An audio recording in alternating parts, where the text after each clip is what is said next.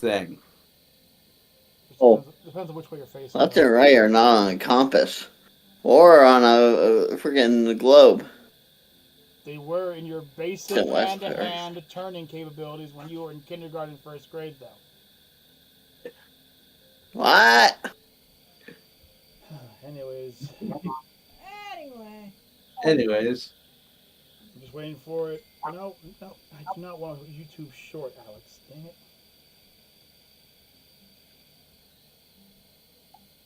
Friggin' our buddy Life for our buddy freaking Subliminal sending us freaking. Hey, you gotta watch this. It's a short from YouTube. I'm doing a live stream from YouTube. And a good morning, and a good evening, and a good afternoon, and thank you for joining us once again.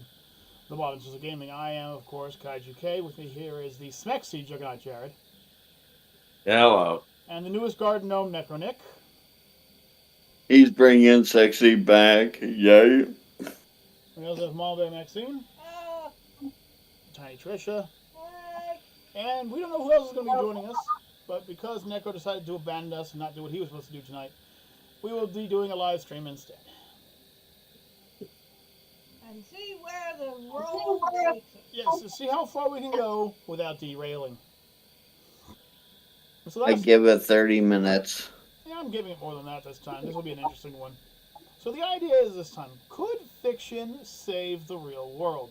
What I mean by this is if you've watched anything in the world of fiction, Star Wars, Star Trek, or even played fictional games, you've seen some amazing gadgets, wondrous capabilities perhaps a skill or a talent or food for that matter. It just seems that it would be greater in this world. So could you save the real world with fictional technology?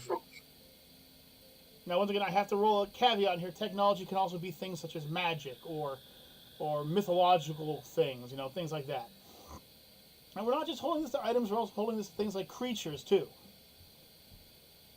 So, since I created this, I'll start with the first one. I would like to start off with the funniest one. I think you guys will get a laugh out of this one. Final Fantasy's own 11-foot tall chocobos. Yes. Now, there's multiple reasons for it. Let me go through the list. Chocobos are massive creatures.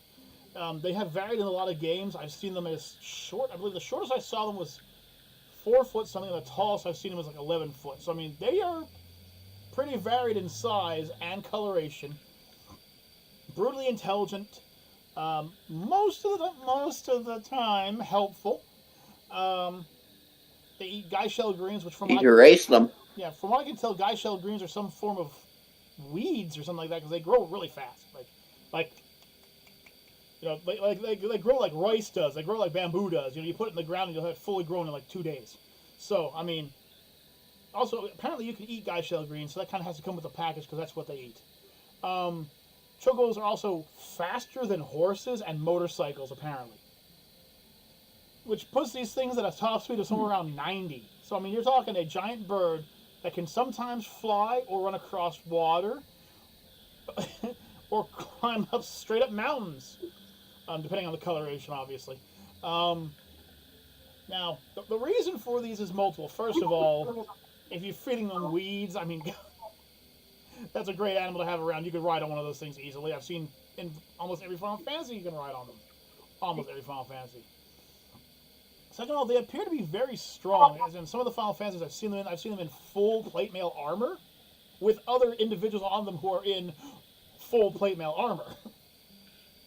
I mean, I'm talking like, hey, the entire bird's head to toe in plate mail armor, and the guy on their back is also wearing plate mail armor with shields and lances and stuff like that. So I mean, these are some bulky birds. But I have to say, the most important part about them would be their feathers, believe it or not. Not what you guys are thinking, but their feathers. Apparently, a lot of Final Fantasy worlds claim that chocobo feathers are what are used to do things like make furniture, bedding, sometimes even clothes. That's amazing. And then, of course, you also got to look at the fact that that's an 11-foot tall chicken. I mean, those drumsticks. It could feed the world. Those drumsticks got to be at least 8 feet long. The amount of barbecue sauce you would need for one of those. Oh, you'd have to smoke them. You'd have to smoke those legs. And the eggs? Oh my goodness. Watermelon Talk slices. about talk about omelet eggs. What are ostrich eggs? What are ostrich Ostrich eggs. eggs compared to a chocobo egg? Now there are some downsides to having chocobos around. For instance, some of them have the capability of doing things like summoning meteors from the sky or Right. fireballs. The fact that they can apparently knock tanks over. Uh, um, so I mean, I'm pretty sure if you hit one of them with your car doesn't exist anymore because they're so big, they're huge. I mean, I know a moose is a large creature, I do, but imagine being hit by an 11-foot velociraptor who's not happy that day. It's going to kill you. It's coming after you. And of course, the other thing is, and this is a true fact that I believe in, they multiply way too fast. They multiply way Yeah. too fast. I believe they said something around the fence like a single chocobo can lay anywhere from 20 to 60 eggs, and they hatch in less than a month. Yep. That is madness. You would have to hunt and eat them. But there you have you have clothing. You have transportation. You have self defense. If you want to go that far, you have something that could carry far more than it looks like it should be able to carry, and you have food that could pretty much knock world hunger out of the spot.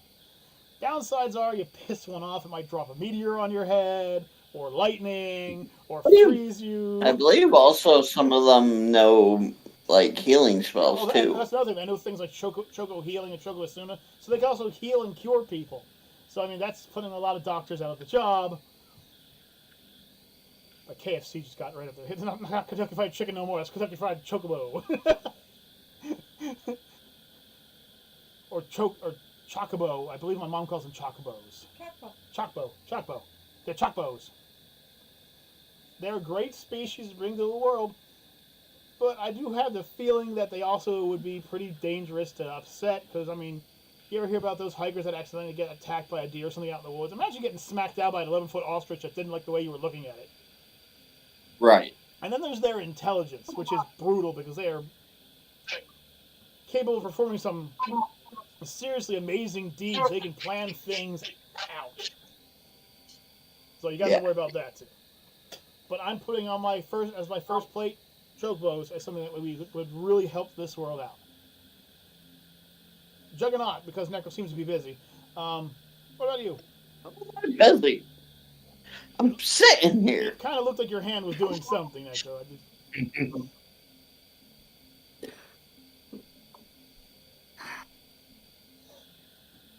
I honestly don't know. You'll catch up, don't worry. The shenanigans will catch up. I mean, if you possibly, and I know this is something way out of left field for me. Okay. The Lawgiver I from like that. Dread. The Lawgiver from Dr. Dread gives you the ability to have a weapon that can have, I think it's up to 10 separate rounds for all kinds of events. I mean, I'm not going to bring up any of the past events in history, but I mean, like, you're a police officer and some guys wearing bulletproof armor against you, now you have armor piercing. Well, I mean, plus, you can't steal it. Oh, yeah, and you can't steal it because if you grab it and it doesn't belong to you, you're gone. Right. Amazing weapons, and you can never say. The best part is if you have one, you can't say that somebody stole it and used it.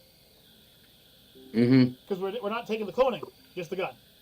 Just the gun. We're not taking the cloning, just the gun. Mm-hmm. That's a safety feature on a firearm where you don't have to worry if it's rigged to you, your kid can't accidentally go and shoot somebody. Right. However, if you shoot somebody, you can't blame it on your kid either. So I mean, that's kind of a downfall. That's what I have her around for. Eventually I'm just going to shoot somebody and say she did it, and that'll be fine for me. The one guy who's not listening in. Well, I'll give you a great idea. Mama Bear, is there anything from sci-fi that you think, anything from fiction that you think would be great in the world? Because no matter what you add to the world, there's going to be pros and cons to it. So that's just a thing. There's always going to be a pro and a con to everything. So. Right.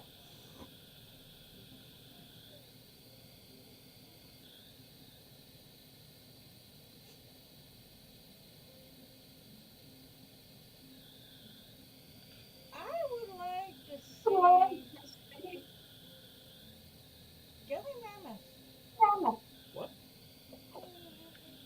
Gallimimus. Yeah. She'd like to see the resurrection of Gallimimus. Well, it was a pretty interesting animal. The Gallimimus is, of course, a real creature, but fictionally bringing it back would be interesting. They were a pack or herd species, depending on who you want to look at. They're extremely fast, supposedly feathered. And for their size, they actually ate very little, which would make them an excellent pet to have running around. How about you, Necro?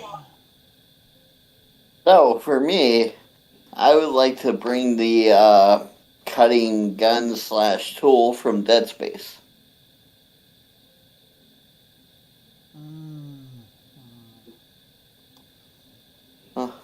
Would you like me to explain why? Yes, because the plasma caster, or not plasma caster. I can't. I'll look it up while you're talking.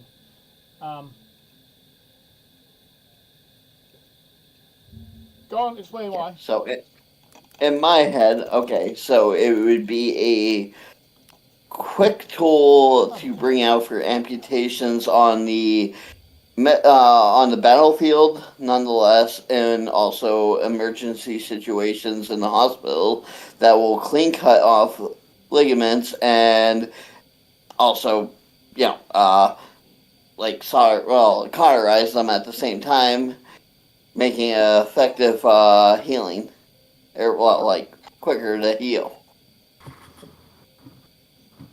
You do know that the plasma cutter was designed to weld doors shut?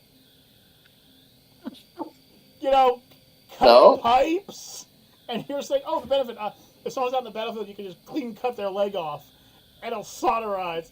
Yeah, the person's now dying in shock because of that. It's okay. And if you turn it sideways, you can clear a hallway. Yeah. What? Multi-purpose weapon. Weapon? It's not even a weapon! And tool. Isaac Clarke turned it into a weapon. Actually, turned 90% of the weapons he used into weapons. They were all tools. Yes. He went from, you can cauterize a clean wound with it, to, you can also kill people with it. Yes, Necro, we understand. We get you. Oh, dear sweet monkeys, we got you. Oh, boy. Don't be effective. I do know that Quabs, one of our buddies, our local, the CTOSAR from Watch Dogs, which was supposedly very useful for police negotiators and things like that. For those of you who aren't very familiar with what the CTOS is, which is a fun little toy, I'm going to bring it up real quick here. It was a basically hang on, let's just see CTOS with so basically, it could read your face, read your bioelectrics, read how you were moving, and know that, hey, this is so-and-so. So if so-and-so was going towards their front door, the door would know to unlock. If another person showed up, so-and-so number 2, who wasn't supposed to be in that house, and started opening the door would not unlock for that person. And if they tried to force their way in, the police would be on the way. Right.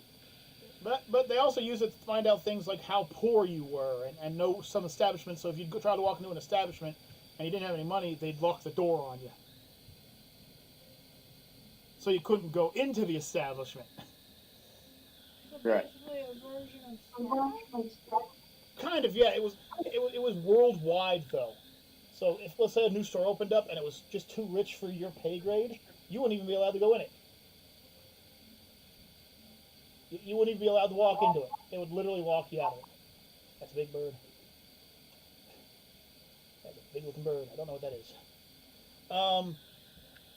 So that was Crab's idea. And while I do like the idea, the fact is that the police could use it to track you down no matter where you were.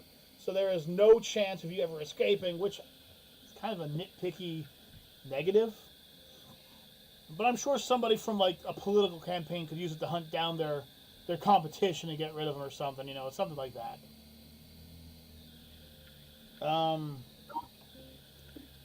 Also pass on this one as an interesting item because it has been on several of my lists, so I'm just going to say it. The replicator from Star Wars, or Star Trek. No, I'm not going to walk up and go, tea, Earl Grey, hot. That's not what I'm going to do. I could walk up and do farmer's iced tea, cold, in a glass. You know. Original recipe. Original recipe. Thank you. No, jeez, I can't leave the room. Now, I found out something interesting about it, so let me guys tell you about this. The flavor and design of the food all comes out to be the exact flavor and design that you wanted. However, it scans you to know what you require at that time and then puts it in as vitamins and minerals. So even if you ate the most fat-inducing food in the world that tasted delicious with grease and everything, it's not what you're actually putting in you. Right. And even if you left the plates out, like if you tried to walk too far away, the plates would actually dissolve and go back into the food replicator. So you never have to worry about cleaning stuff. Now, what are all the downsides to it? Well, the farmer in the deli ain't going to be around for much longer. Right. The machine literally takes energy and converts it into food. And then scans you and says, this is what you need at this time, at this day. It's kind of how they explained how there weren't a lot of heavy-set people in the world of Star Trek. Because basically, you could never eat yourself to the point where the computer wouldn't know what you needed. So like I could look at it and go, I want 12 pounds of lard. And it would look like lard, it would taste like lard, it would feel like lard, but it would be nothing but vitamins and nutritions and medication in case I needed it. Because it was also hooked up to the computer's medical records on you, so you can't get away with anything in that world. Just saying, this tastes like Papa John's pizza. It does. How much fat is in this? No fat. You son of a... just throw a fit. See me winging things across the room. How dare you!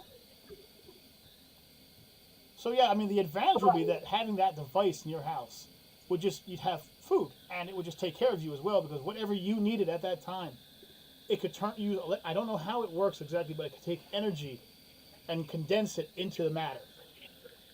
But of course, Star Trek is also 500 plus years in the future, I think it is. Mm-hmm. Yeah.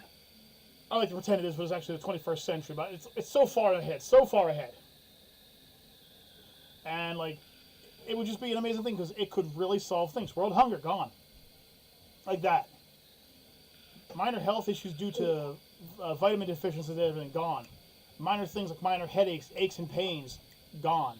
Now, I know it can't cure, leprosy or anything like that, because if they didn't have that, they wouldn't have the medic deck. So obviously it can't go to extremes.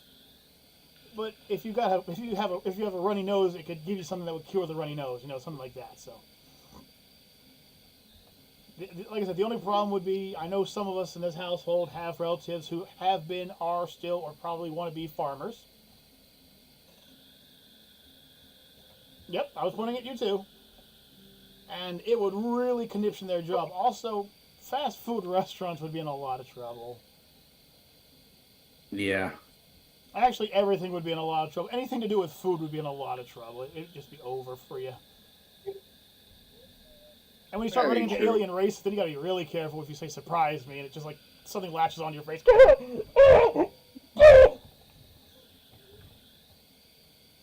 Juggernaut.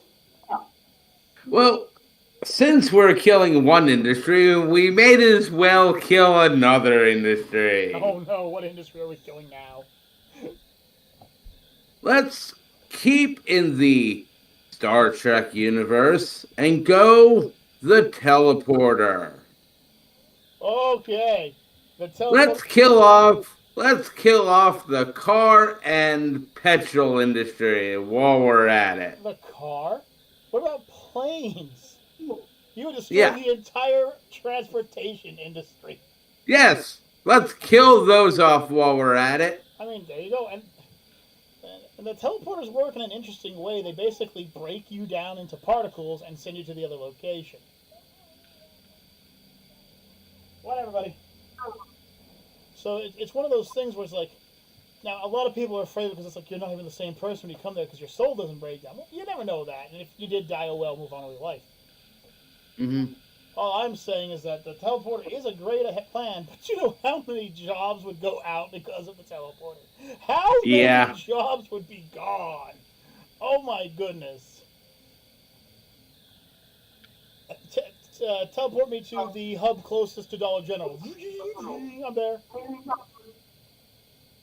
Wait, I didn't mean Tokyo. But but you look at it from also the criminal point of view.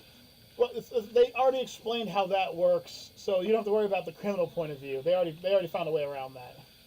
So that means you couldn't go into, say, a bank when they're closed Nope. in the vault. Nope. Because first of all, they can only teleport you to another teleporter pad, or to a wide open area. Because it has to be a rather large area for you to teleport into, because you might accidentally teleport into like a wall or something. You mean like Necro does for some of the Palmon from Pal World? Yeah, like that. Just teleports them. Plus, the transporter has to know the exact location you're teleporting to. Because you say, teleport me to the 5 and dime down the road. It's closed. I'm going to rob it, and it teleports you into a bar stool. You ain't coming back from that. No. You ain't coming back from that. The cops don't even got to get called. How about you, honey? Any other sci-fi? Because my next sci-fi is going to blow everyone's mind.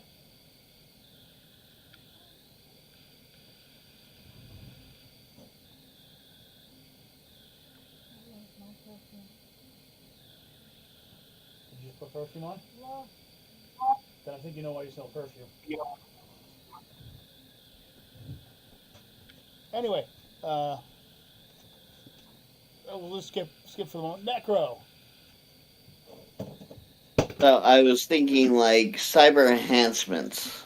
Particularly, what are you talking? Are you talking like what are you talking like?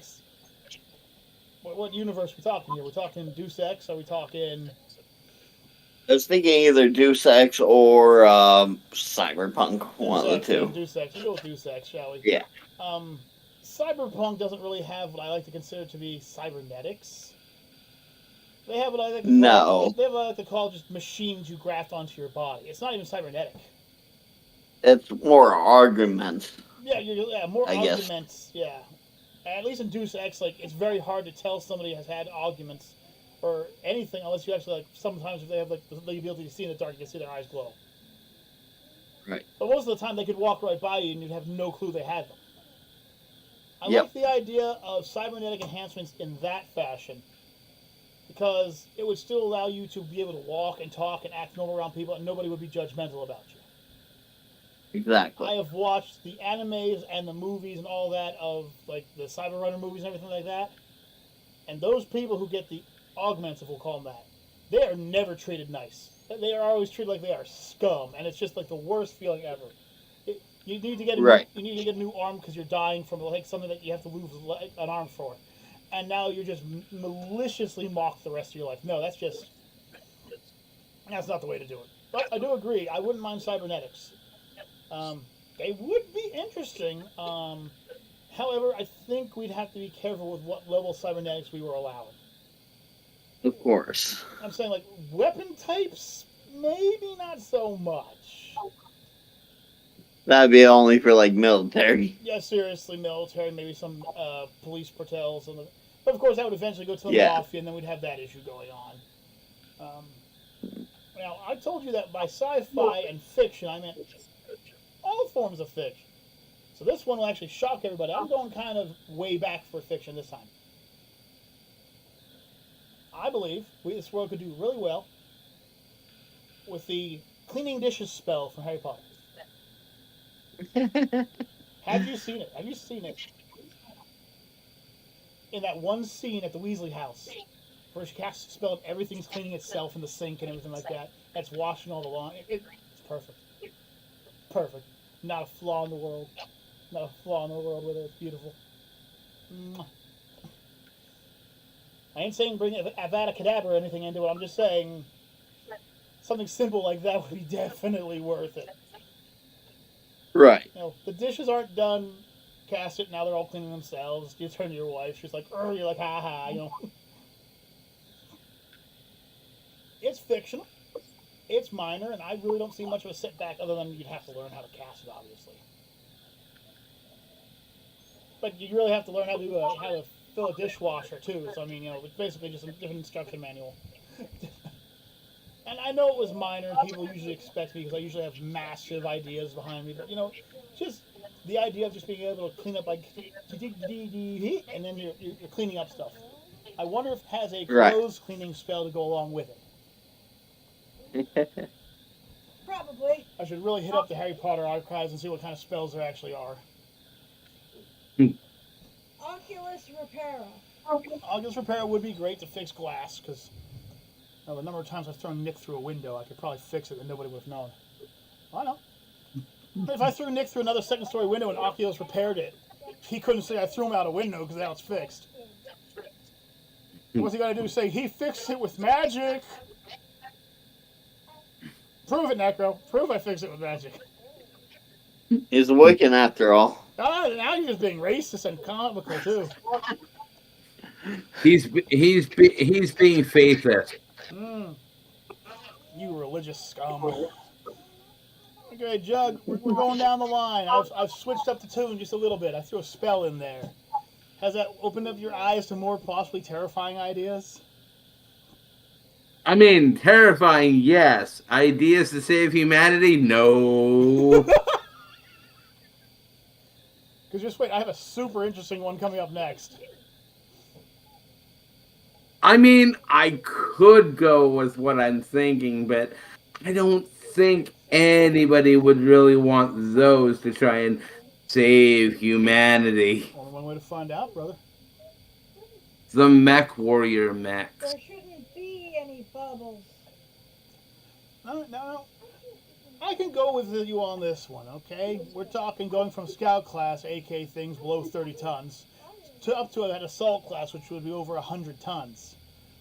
Now, you might think that's a little far out until you look at the weights of the actual vehicles we have out on the battlefield today. Now, some of the assault vehicles that we're using nowadays are just super heavyweight. Let me just look up a quick thing here. Let me look up the old Sherman here, the M4 Sherman. So the old M4 Sherman, Russ Buck himself. Let's see, what was his weight? He was between 30 and 38 tons. Okay. That means the Sherman tank is equivalent to a Raven class mech. In fact, it's heavier than a Raven class mech. And that's a lightweight Scout. So just to give you a heads up, like if a Sherman tank weighs that much, I could see mechs working. And the other thing is mechs would be really powerful for countries that had a lot of money. Mm-hmm. Because it's one thing for you to shoot down a tank, it's another one for you to aim and suddenly there's a Timberwolf or Mad Cat, depending on which side of the clan you're on, suddenly launching a bunch of long-range missiles at your face. What did he just say? Actually, I was saying I have a pickle on the tip of my nose. want me to pop it for you? Come here, I'll pop it for you. Folks, we here at the Monsters of Gaming do not condone violence toward those of the younger generation. But we find it. Well, we do find it funny as fuck. Where are you, boy? Where are you, boy? I'm gonna talk I to you. never said it wasn't funny. I'm just saying we do not condone it. But we find it funny as fuck. And I'm taking that straight from Team 4-Star.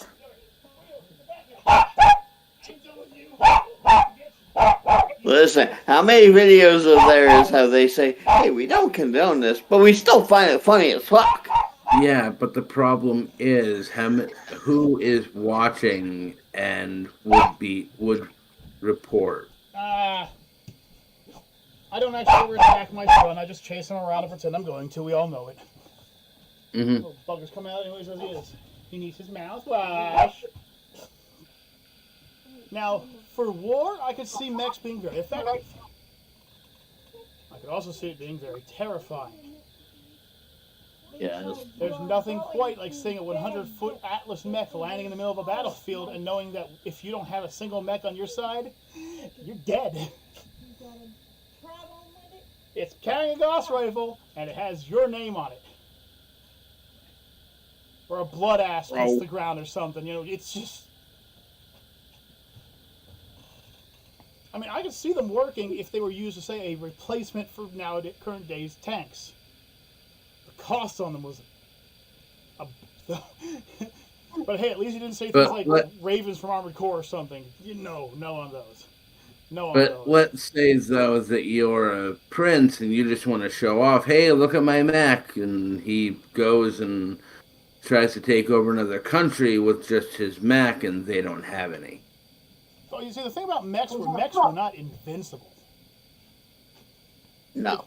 You could take mechs down with tanks. You could. They weren't invincible. It was just really hard to take one down with a tank. But I've seen them in video games and in movies even being shot down with regular RPGs. Enough firepower will take one down. I mean, it might take a lot more for like a heavier assault class. Those things are built like freaking brick walls. But you could easily take a medium or lightweight tank mech down. I mean, easily. Easily being the key term. Even a stiletto would stomp my arse into the dirt. So I'm not. In case you're wondering, stilettos are one of the light class scouts that you can get. And I once beat my buddy Ross by jumping back and forth from one tree branch to another one, shooting at him every time, and I blew up all his mechs with it. Anyway, thrown it out there. I'm all for it. I do like your idea, though. I mean, what if somebody really rich and powerful decided to get a mech? That would be very bad. I think it would be one of those things where you could only get one for military application, though. I don't think you could get one to be like a civilian model. My bear. Food replicator. I already called it. Okay. You missed that. You were sitting right here, and you missed that entire conversation. My brain is not here. My brain is Next. All right. So Necro. It'll. Come on, smack that tech around. You're already bringing cybernetics into this. This is true. So, I was thinking of a weird thing called the New You Station. Go on. You know, from Borderlands series. I know. The question I have to ask is, why? What Well- is the new? Okay, let's think about it this way. Okay, the new U station was designed to place on dangerous planets, so if you died, your butt got sucked back in and recreated over again. It's literally designed to stop you from dying. When we're trying to make the world a safer and less dangerous place, you're finding a reason for the freaking guys from Jackass to make a new series because they can now die and just come back to the pop machine. I mean, look at the way our world's going. I am. That's why I don't want to come back. I don't be plugged into one of those things. It's good. We're becoming a dangerous world. It's been a dangerous world. People are getting dumber and dumber by the passing minute. Yeah. Come on, Necro, it would wipe out the Darwin Awards. Oh yeah, we can't do that. It's one of the funniest things around. True. Although it would make 1,001 Ways to Die interesting. This entire episode will be 1,001 Ways to Die, done by Tom Bauer over here. He's going to show us 1,001 Ways to Die. All right, here we go, guys. Ah! And blows its reins off of the machine. Aha! I'm back. I mean, if you want to bring out the new U machine, fine. You bring out the new U machine. All right. Just remember that it constantly updates your body. So if you suddenly get cancer and you think of killing yourself so you don't have cancer, it doesn't work. Right. You will come back with cancer. It doesn't stop there. It updates every I think in the graphic novel, the new U station updates every 33 nanoseconds or something like that. It's like I think so. There's no chance of you being able to use that for anything but keeping yourself from kicking the bucket. All right, man. You want the new you? I say you have the new you. I'm good without that. Now, controversial pick. I know I'm going to catch some flack for this. All right? The robots from iRobot.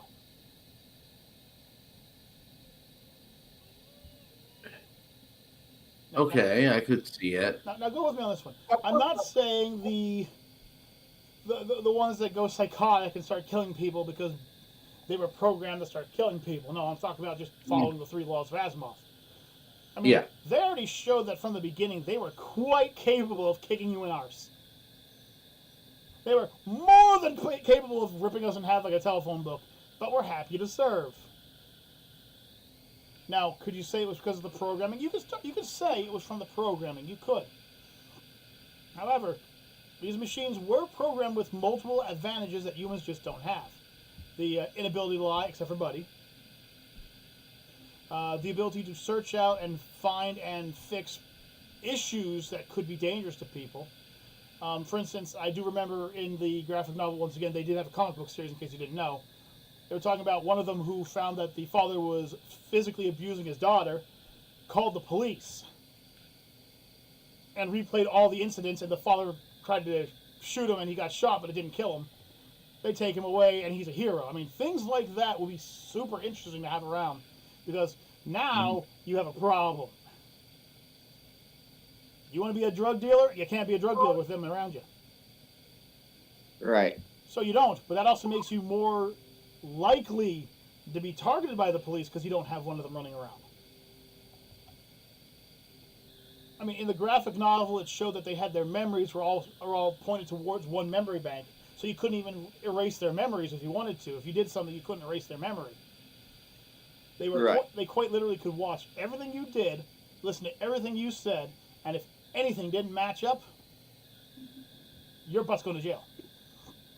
Now, the plus side is that's one of the safest things you can have. Not to mention the strength these things have. Oh my goodness. I mean, just gingerly jogging in the one scene. You see one of them grab a full-grown adult, throw him up in the air with one hand, catch 6 rounds from a pistol, grab that person, disarm them, pick them up, and throw them into a cell, and continue chugging along. Just continue walking like nothing happened. Mm-hmm. You're not going to beat one of these things in a fight. It's over. No. But there's also a bit of the negative where I've heard a lot of people saying this, like, but doesn't it take a lot of your freedom away? Well, it takes away your freedom to be an asshole. It takes away your freedom to be evil. It takes away your freedom to do stupid shit. So yes, it takes away all those things that you really shouldn't want. You know? Yeah. You shouldn't want to fill your veins with deadly drugs. You shouldn't want to beat your children because they made you angry. They can even go out and do jobs to get money for those who are mentally or physically impaired. They're in stores helping people. Yeah. It's great, but you can only wonder how many jobs were lost because of the systems. Live-in nurses are no longer required. Babysitters are no longer required. I mean, minor things. But also imagine things like being a bartender. Suddenly, this robot at your buddy's house is realizing that you're coming home and you're constantly hurting yourself, and has you reported, has hidden your car keys, has done everything in its power to keep you from going anywhere. And then you throw a punch at it, and it decided to slam you into the wall and duct tape your ass there until the night ended. What are you going to do? You can't go to the bar, you know? Right.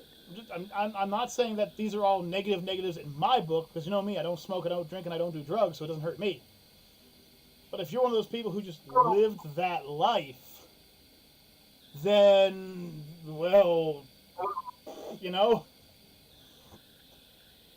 and Juggernaut. All right. I have to do this one as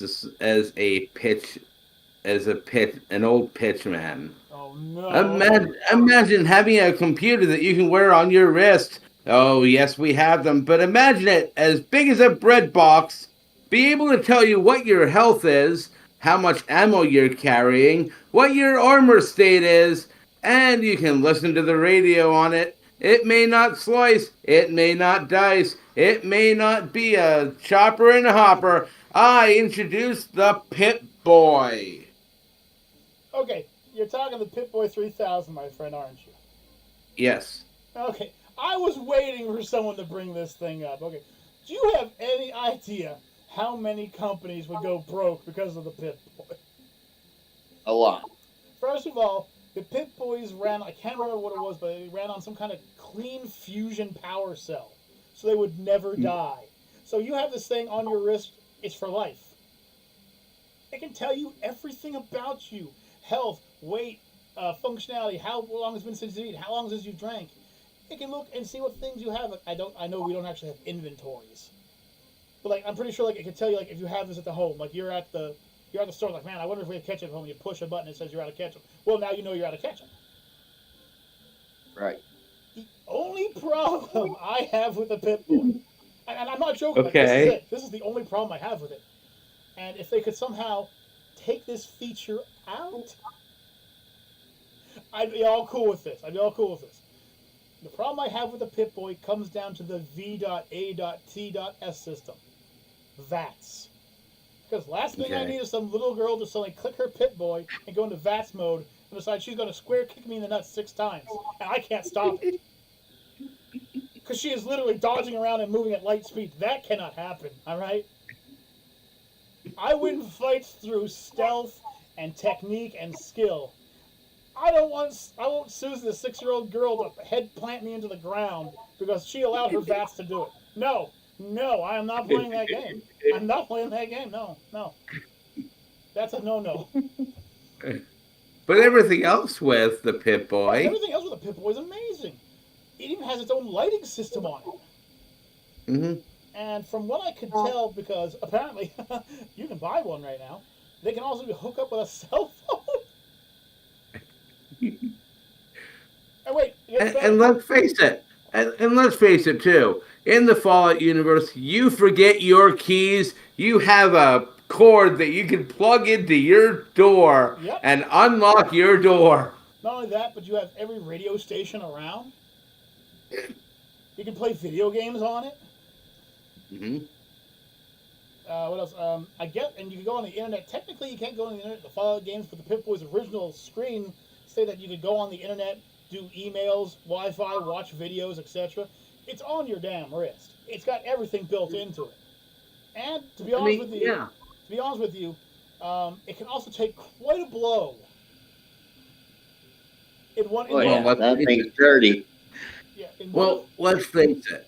We already have something like that. It's called the Apple Watch or any of those smart watches that we have. No, this is the smarter watch. In one of the comics I was reading, somebody fired a 50 caliber Beretta sniper rifle at I believe it was the Wanderer. And he stepped back and pulled up his hand because somebody shined a light in his eye. It hit his Pip-Boy. It broke his arm. hmm The Pip-Boy was undamaged. The armor on it It's like the deflected the original. round. It's like the original Game Boy. No, it's Nokia. Nokia created the Pip-Boy. That's Yeah. what it is. The old Nokia phones. Yeah, they turned them into the Pip-Boys. It's even better than having the Infinity Gauntlet. I used my Infinity Gauntlet to kill you. Forgot I had the Pip-Boy. Die! Ah! I wouldn't mind having a Pip-Boy. I wouldn't mind. I'm not gonna lie. As long as it wasn't the Pip-Boy 1500 that actually embeds itself into your arm. Yeah. I'm good with anything above the 3000 above. I'm great with any of those. How about you, Necro?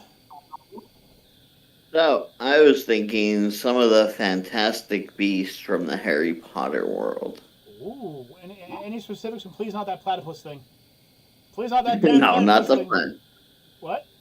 Like, I know some of them had healing capabilities, repair capabilities, stuff like that. Like, so those ones. Okay, just what was that thing? The platypus. What was that thing? The Fonfeldinker or whatever it was. It was attracted by money. It was attracted by shiny things. Yes. Yeah, it looks like a platypus. It was a platypus. It was a sniffle whopper or whatever that was. If you guys know, please add in the comments below what the hell it was. The ultimate oh shiny moment Oh yeah, for him. it is the living embodiment of people who have oh shiny syndrome. Seriously, it's the living embodiment of it. It's what I am. It's just.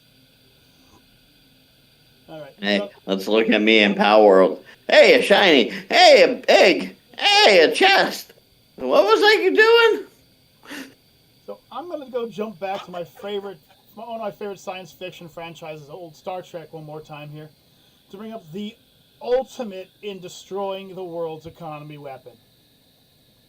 With this and the food replicator, you're done. You're set for life. I honestly believe you're set for life. I bring you the holodeck. A literal 3D world where anything you can imagine and type in, it creates. You want to watch a porn? No. You are in a porn. You want to live an exciting, adventurous life? You can do that. But I think a little higher than that. Imagine if you would. You walk in and you type in, I want to just sit down at a table and play a computer game. Let's say like Final Fantasy, okay?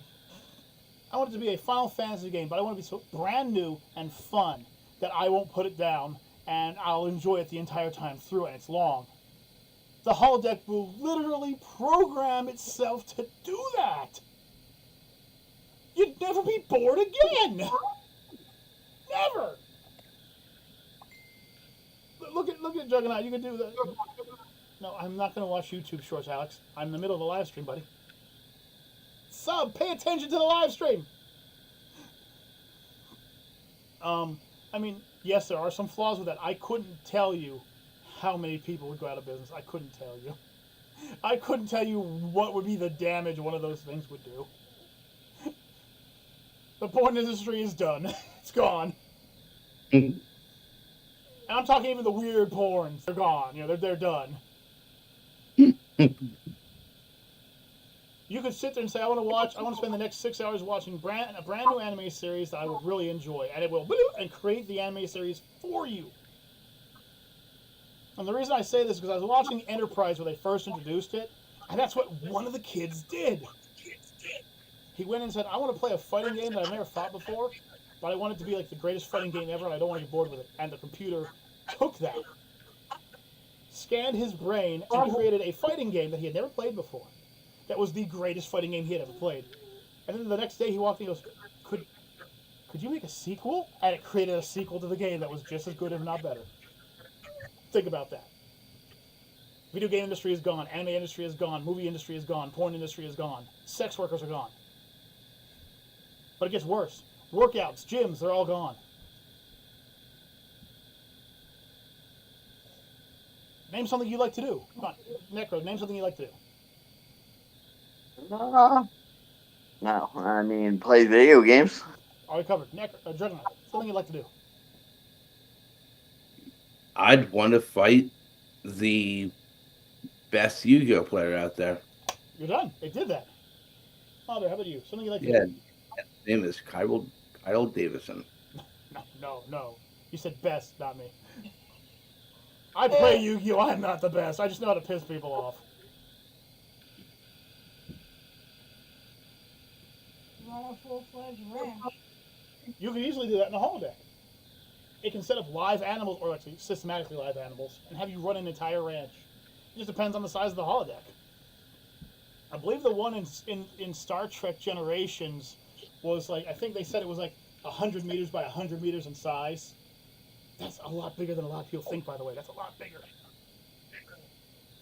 Take that, a transporter, some food replicators. Oh, and that animal you were talking about is the niffler. Nifflers. No nifflers. Just saying, I mean, there you go. Unfortunately, with that and the food replicator, I think I've destroyed like 80% of the businesses and jobs in the United States of America alone, so I think I'm pretty good at destroying the planet. Jug. I would actually, and I know, again, very off-brand for me, since people know me as the person that doesn't talk about weaponry a lot. I'd want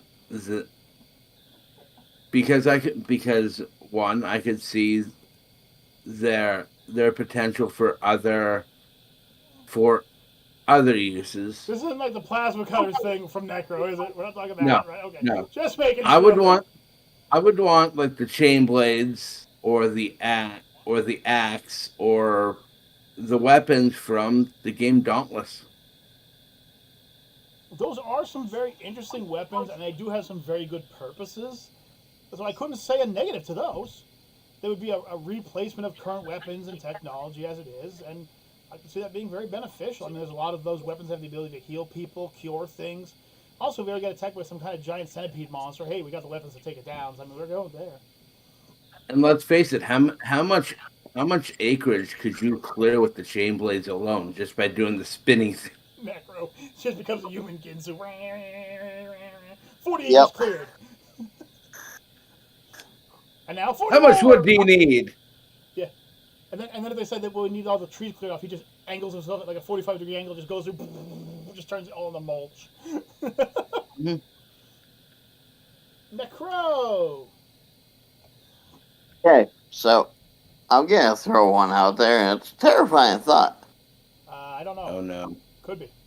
All of Tony Stark's researches and everything he did actually being put to good human use. Okay, that's too broad, I'm afraid. Okay. I like the idea, I really do. But like Tony Stark has created, I don't know if you've actually ever been to his bio, but he has created so much.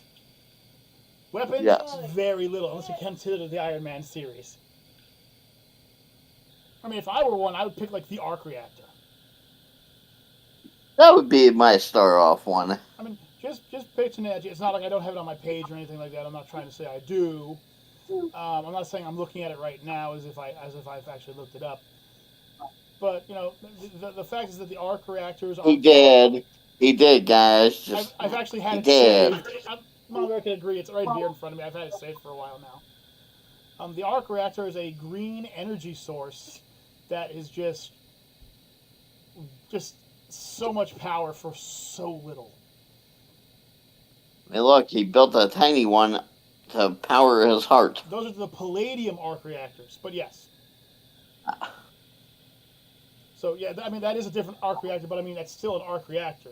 I believe that the one that was in Tony's chest, if he didn't hook it up to the Iron Man suit, which he did all the time, I think they said it could have ran for like 75 years without requiring any maintenance. And the big, massive one that he created, the arc reactor that he threw Ironmonger into and damaged it, so they had to fix it again, had the equivalent power of 20-plus nuclear reactors and had 0 negative energy effects. Right. No negatives. I'm talking no coal in it, no coal smoke, no having to get rid of nuclear waste or anything like that. That is a massive weapon of mass love. Because if you destroyed an arc reactor, that was all you did. You destroyed the arc reactor. Oh, big deal. With how fast Tony's company could build them, you destroyed it, they'd have another one built in that place in a week. That's what they were. Oh, without a doubt. They were designed to be the replacements of all nuclear energy. And in the Avengers 20, I think it's Avengers 21, 27 or something like that, most of the world, if not all of the world, ran off of them. And they built so many backups on top of backups on top of backups that even if you took out half of them, the world wouldn't even be affected. I mean, that's a massive tool. And it would also destroy hundreds of thousands, if not more, jobs, too. Well, think about it. Can I throw a two-parter into this, since it comes from the same universe? Go ahead, man. The medical technology from Wakanda. Oh, well, first you'd have to break the people out of Wakanda out of the way so they'd actually give it up. Those fuckers are nuts. But if you could get that, that is some amazing technology. We're talking top of the line technology there for that time period. Now there are other technologies that are just as good in my opinion, if not better, like the Bactine tanks from Star Wars, for instance. You can literally have 80% of your body removed, you put in one of them, and you survive. I mean, obviously they're going to start attaching attachments to you, but you're alive, you know. Another one, which I'm going to bring up next, so I'm cool with this, is the medical technology from Star Trek. Now, the thing is that they're not on par with each other either. The Wakanda technology is far more advanced in fast healing. All right? You lose an arm and you go to Wakanda, they're going to put your arm back on. It's just there. But the Wakanda medicine fails a lot in diseases and viruses. That's where the Star Trek kicks in. So if we can get the Wakanda technology for the faster fixes of physical damage, and the Star Trek's combination of medical for disease, virus, fungus, etc. You're talking about a pretty healthy uh, group, especially if you add the mechs and arc reactors into it as well. Okay, well, Juggernaut Yep. seeing as me and Nick just took our turns. The sonic screwdriver. Okay. Okay, Jug. I was waiting for somebody to bring this monster up. Okay, so Come on, I'm a Whovian. I had to. I know, but I just have to bring this up. Okay, the sonic screwdriver is a perfect tool in the hands of good. In the hands of evil, it has destroyed everything but the spell to clean your dishes. That's the problem with it. It can just screw and rewrite technology. Mhm. In the hands of a good intellectual person like Necro or you, or even me, I say it's great. Marcus gets a hold of it. Oh God. Marcus gets a I hold of can it. I can just see the look on Mama Bear's face when you said that. Her eyes got wide like, Hang on. oh, I got a way to make this work. okay.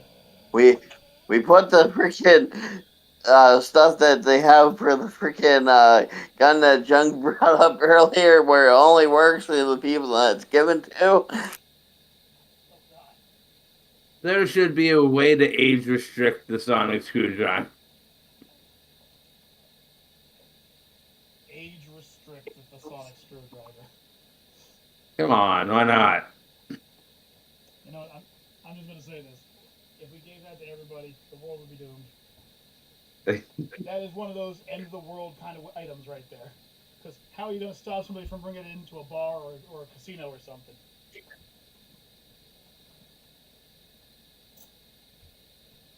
All right, Necro. Next technological blunder or wonder is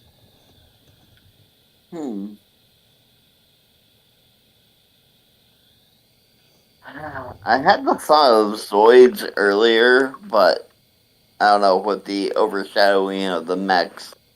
no, they pretty much be on par with each other. The problem that I have with the Zoids, which I don't have with the mechs, and please, if you're watching this and if you feel differently, shoot me down on this one. Zoids are actually motivated living creatures. They have their own brains, their own mentalities. That's why people get attacked by the Velociraptor ones out in the wilderness without having a Zoid with them. They are carnally driven by their own thoughts and needs. They will tear apart and eat other metallic objects to feed themselves if they're a carnivore. The Zoids are great. The thing is, like, weight-wise, we are talking on par with a Armored Core mech, but it's running around with the brain power of a elephant. Or a turtle. Or a turtle, or a velociraptor, or a Dimetrodon, or whatever you want to call it. It's great. The problem comes down with this. Do you really want an Allosaurus with a particle cannon that can cleave a mountain in half, running free, and having a bad day? True. You see, with a Okay, mech, fuck it. We're bringing Sam Hain into this. seriously, with a mech, you can always go and push the off button. With a Zoid, there is no off button. Let's see a tank take down freaking Sam Hain. Dude, now we're getting into another conversation we should avoid. Do not make the Ravens become a thing. We won't have to have a conversation. Alright, so this will be my last one from the Star Trek universe. I promise you. I promise this will be the last from the Star Trek universe. And it's an odd one. So prepare yourselves for this one. Hey, Noise! Didn't get a notification. That's okay. Hey, guys, it's Noiseman. It's Quabs. Hey, Quabs. Five. So, now, I said anything from fiction, so get ready for this one. This will be interesting for you. I like the idea of the economic decisions of the Federation in Star Trek, and would like to bring them up on par with our own. In other words, no need for money.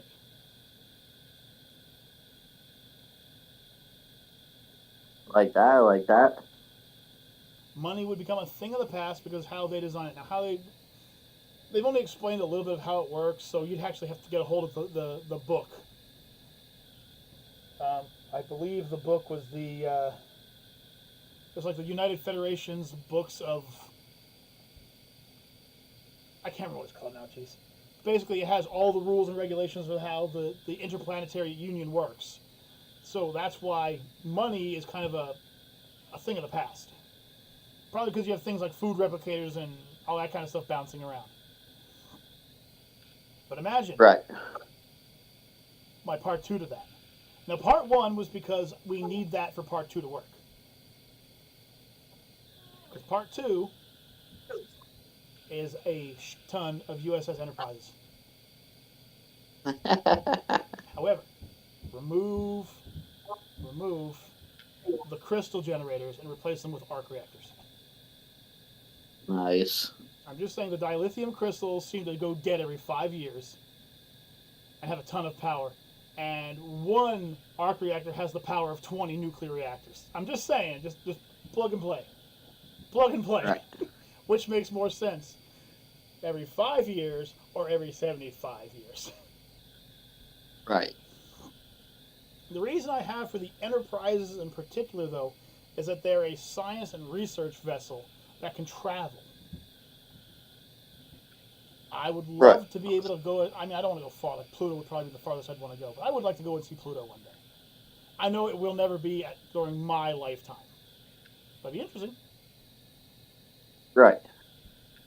So that is the end of my Star Trek. I'm not going back to Star Trek anymore. Because, like I said, I already brought up the medical system, which, of course, involves the med bay docks, which are the holographic docks that can still work on you. Explain that one to me. I don't understand that one. So obviously we have that going on in the medical field already. We have the food replicators. By the way, not just food. Food replicators can also create drink, and for some strange reason, clothing. I think they I think they're called replicators just because they can replicate anything you can build up. So I mean, I think so. So there goes a ton of stuff there, and then of course you have the holodecks for obviously only intellectual ideas and enjoyment of the finer things. Not to be, And porn. not to walk in on your wife and triple X and all those other little juicy ball tidbits bouncing on her tidbits. You know.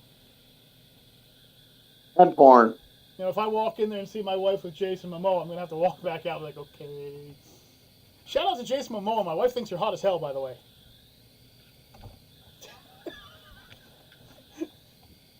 Got a hell of a singing voice in that new freaking T-Mobile commercial too. Yes, he did. I wasn't ready for that. Okay, Jug. Did you already talk? I'd joke around about one bit. Yeah, we talked about the OS system. We didn't talk about the optic yet. I could add that if you want. Go on, Jug. What's yours? I'm not gonna joke around about the one because again, just like the sonic screwdriver, it would be terrifying for people to have it. Screw it, I'll say it. Okay. Since we're just the Death Note. And I'm gonna stop you there. Yeah. I'm gonna stop you there, Jug. Also, Yeah, I know. guys, apparently an interesting event happened at the Oscars tonight.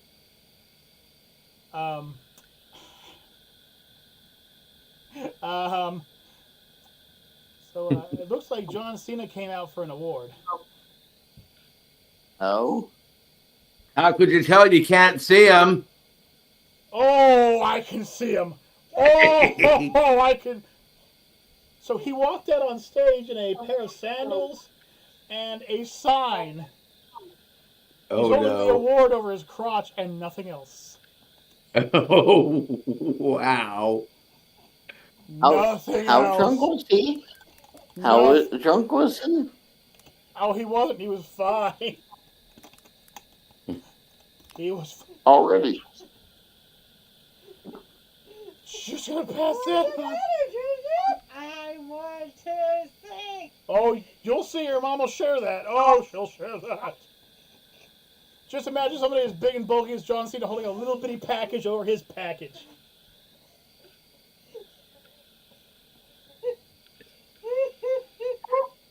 I'm glad you can't see him, because I could. Not bad. Alright, for, so X-Day on the Death Note, eh? your, Yeah, I know. 8-year-old husband there. Huh? I like the idea of it. Oh yeah, the optics were the smartphones that you could implant behind your. Yes, Yeah. I remember that. You said you wanted to marry him when you were like 8. And with this going on in the background, we're going to Necro, continue with this. inside chat if you want to see it. I don't know if I want to see it. The image is inside chat, Necro, if you want to see it. Huh? Oh, God. Well, ladies and gentlemen, since they're showing this on TV, YouTube can't shoot this against us, but that's John Cena right there, and as you can plainly tell, that's just John Cena there. Quite literally. And I sure hope nobody can see him right now, because, woo! I must have x-ray vision or something. So Quabs was bringing up the idea of the optic, which was you could install into in the movie Watch Dogs, and basically it lets you have all your cell phone functions basically built into you, which is a great idea. Right. The downside to it, though, was the same downside that was in it in Watch Dogs, which meant people could just hack into it and get your information and everything. But they can hack into your Right. freaking browser anyway, so I guess it's really no different. So, Macro, you going to bring us from a happy household here from the Death Note? I did not bring that up, but I'd hey, run out of I do pages. have it. Ice cream? Huh? I think I would run out of pages. So I have an interesting one. So we talked about destroying the whole food transport and whatnot, I have a feeling that me and Juggernaut have done that already, but yes, you may continue. but I'm gonna start destroying the school education system. Oh no. So I believe it is called the Animus. He's seemingly nude. What was that, Jug? An echo? Finish what you said? I believe it's called the Animus or Artemis from Animus. Assassin's Creed. Yeah. But rework it that you don't go back to, like how it always was in the games, that you go back and visit your, like, relative or whatnot that was there. It's actually, you get to live through the main people's, eyes and whatnot and actually see what happens. Interesting. Please, you can go ahead and read off what you were saying. Prepare to derail. Everyone, grab hold. She's going to derail. John Cena, seemingly nude, presents the Oscar for was. best costume design. He was. That is the worst thing I have ever heard in my life. That's not even a dad joke. That's just a... Oh. I don't need to see any more pictures. Just... And that was from... Well, we know what Mama Bear's masturbating to tonight.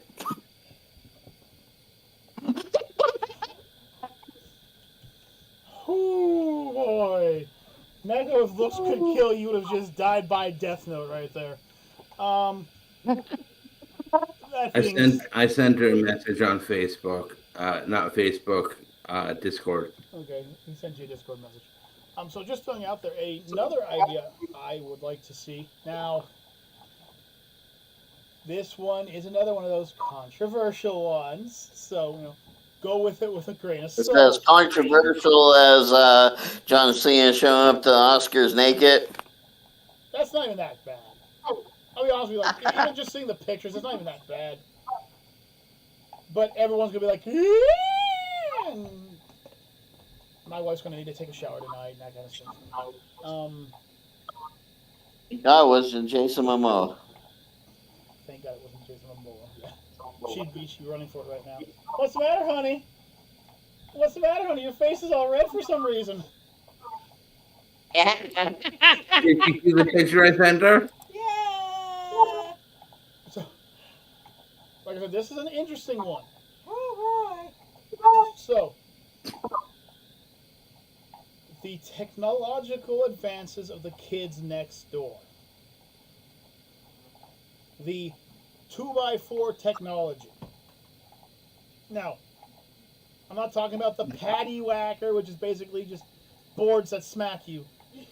I'm talking about things like their ships, teleporters, road vehicles, armors, defensive tactics, defensive measures.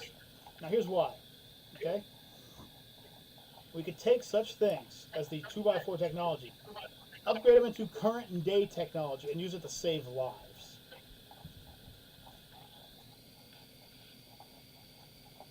Plus, it would give kids something to do in their off time that isn't like starting gangs and everything like that. Right. And can you just imagine the kids next door fighting against adults, and you're just chilling one day, and they're like, "Who's he? He's just a chill adult. Just leave him the hell alone." It's like, all right, have a good day. I would rather my son Marcus come out and be like, "Dad, I have to go on a mission," and jump out the window and be like, "All right, have a good day." Because I know he's going to come back. You know, at the end of the day, he's coming back. You know. Are you sure with Marcus he would? Well, you got. So the thing is, apparently, from what I've read, is that when you join the kids next door, they inoculate you and they give you a certain. I think it's like some kind of brain enhancing product or something like that. That will bring you up to the level of the other cadets. So that means that they would be able to bring him up to the same level that you and me were when we were kids, if not more. Right. And running around fighting the evil adults, I'm cool with that. It gives them something to do. Extracurricular activities, Juggernaut.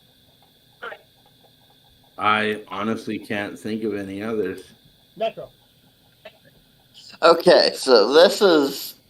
I'm gonna combine like 3 TV shows here into one.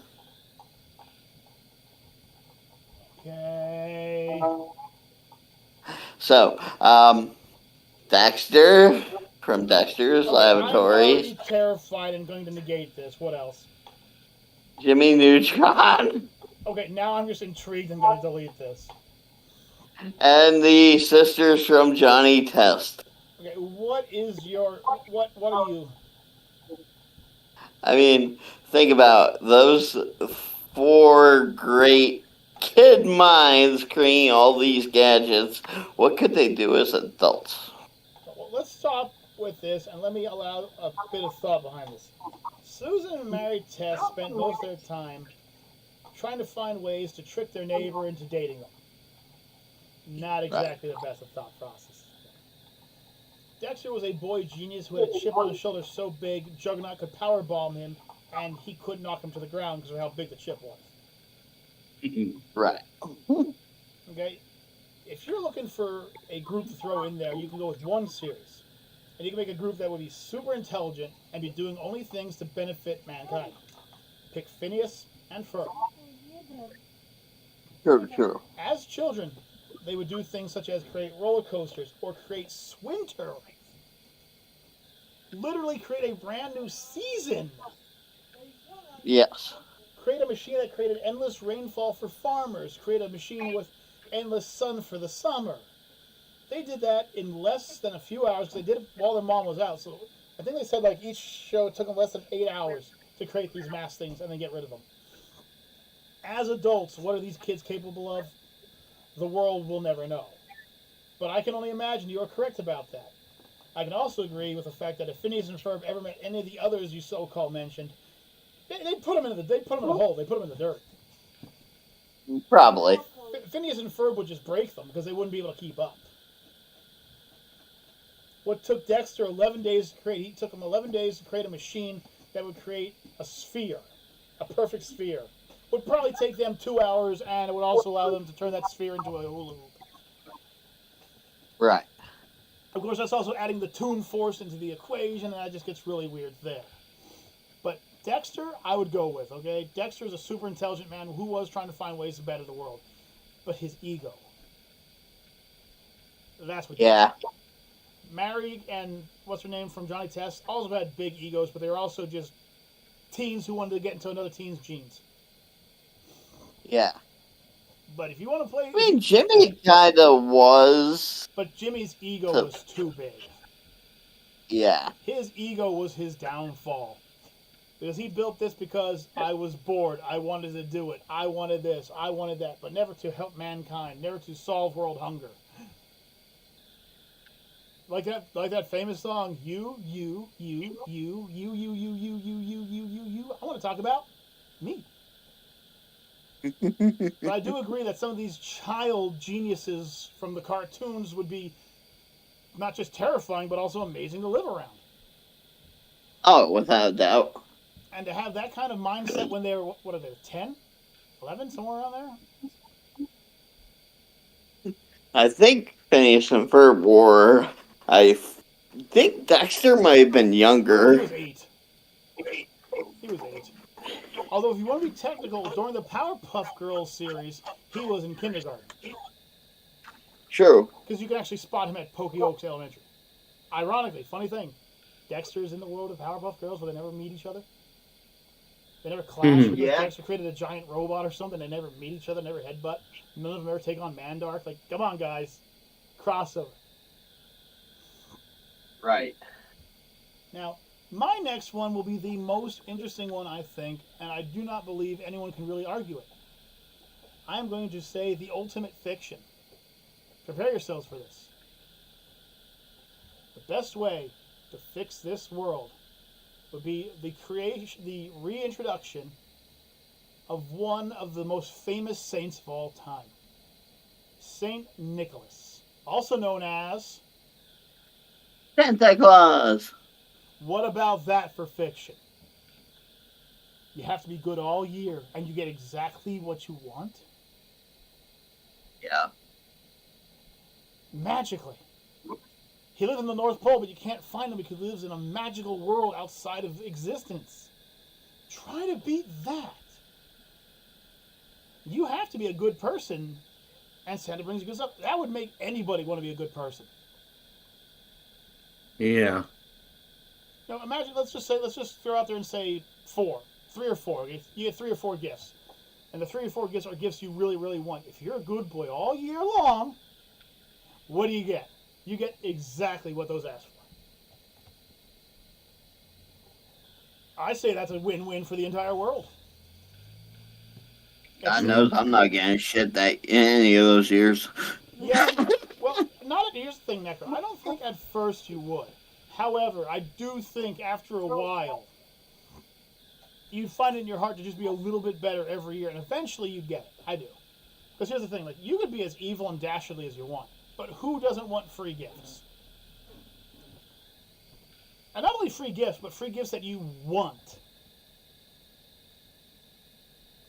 Just to give an example, a stupid example, just to give an example, in Family Guy, Stewie asked Santa for like 8 pounds of plutonium rods, and he got it. Yes, I'll show it off, okay? My daughter created a little fungal parasite. It's not the puss. Cool.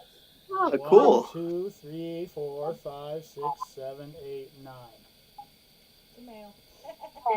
No, because that would be 10. His penis, everybody. His penis.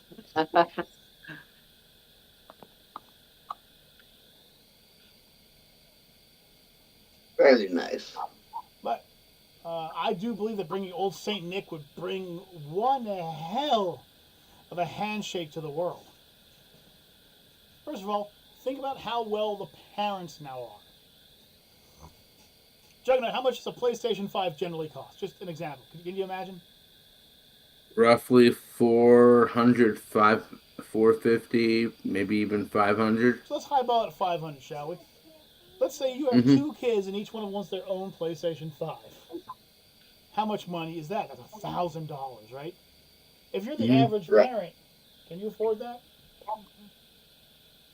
However, if your kids are good, really good, and Santa brings them, that should save you $1,000. Do you think your kids are going to be bad the following year? Nope. You think your kids are ever going to be bad again? Nope. Not with Santa Claus watching. Juggernaut! Yes. Have you been a I good told boy? you I can't really think of any others. That's fine. Sergeant Slaughter. No, that's the next one. Genie! Ah. Genie? As in Aladdin's genie? Yes. Okay. Okay. Whew, Juggernaut, do you want to take the flaws of this, or shall I? Now, is she talking about a genie or a djinn? We're talking about the genie. You can take this, Kyle. You can take this. Okay. So we're talking about adding genies, as in Genie from Aladdin and probably his girlfriend Janae. Excuse me. Do you have a problem? I bring up the genies and you have a problem. Shush. The thing with the genies are the ultimate function. What do you want that does not involve changing somebody's emotions, offing somebody, or wishing for more wishes? 3 objects. That's it. It doesn't sound like much at first, but it can be anything. Just looking at the original movie Aladdin alone, Aladdin was able to create his own artificial uh, government that everyone knew about, where he was the Sultan. That means that one wish where he said, "I wish I was a prince," created his own subjects, his own kingdom, his own soldiers, his own warfare, his own trade routes, and the fact is that both Jafar and Sultan knew of this country he came from. Means that it had to have been created as well, and a history had been created for it. A single wish creates all that. You have 3 of those. Oh, dear sweet mongoose, I will find it afterwards, you child. How old are you? Did you give up looking already? Yes. Quit your crying. Give me 40 minutes. I'll find it. Actually, I'll find it now. As you guys know, I only need the genie for 1 wish, and then I'm going to set him free. Magical pants. Yep. Still, good thought. Good thought. So, Necro. Well, I'm trying to find my daughter's toy that'll take less than 6 seconds. Can you fill in and tell me some kind of technology or something from the fictional world that you want?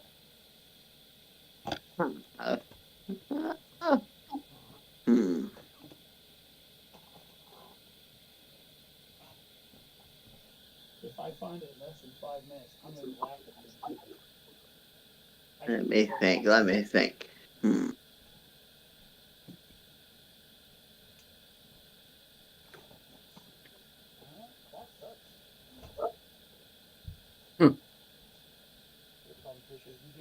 So, how about we're gonna go for a little entertainment here, and we're gonna go with having like My Hero Academia, because I believe, or no, it's sort of or online, and actually having virtual reality be more realistic.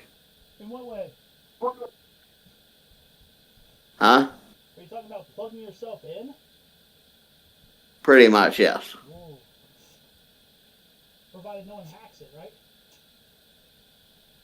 But not only for like video games, but also learning experiences, like be more hands-on without actually damaging a human for like surgeries for like people becoming doctors or whatnot. Right. I mean, I can see that working out really well, actually. Like it'll be for entertainment, but for like medical and everything else, it could be a hands-on experience without actually possibly destroying something in the process. You know what I mean? Because it's all virtual reality. Okay. I'm looking for something that Gabe's looking for. Yeah, and it's probably underneath the bed. Could be. That's a wonderful idea, Negro. I like that, actually. Hey, honey, you weren't wrong. It was under her butt. Hey, Trisha. Anything you'd like to say to the public who are watching on live right now? How did I get down there? I didn't even move. watched where it went. Squeeze face. He's a happy man. He had Trisha's butt on him. Squeeze, squeeze. Here's my leg. Call it what you want it. Close enough. That's actually a really interesting way, though, because you can plug yourself in and experience all kinds of adventures. Right. Actually, I do like that a lot. All right, so shall we go? Now I'm going to start going into what everyone was expecting me to go into. Weaponry and adventures. So, you knew it. You knew it was coming, folks. You knew this toy was coming out for the military. You knew it had to be coming from the Fifth Element. The multi-weapon tool that the gentleman was showing off. I'll look up the name. I'll look it up real quick. But the idea behind it is just so awesome.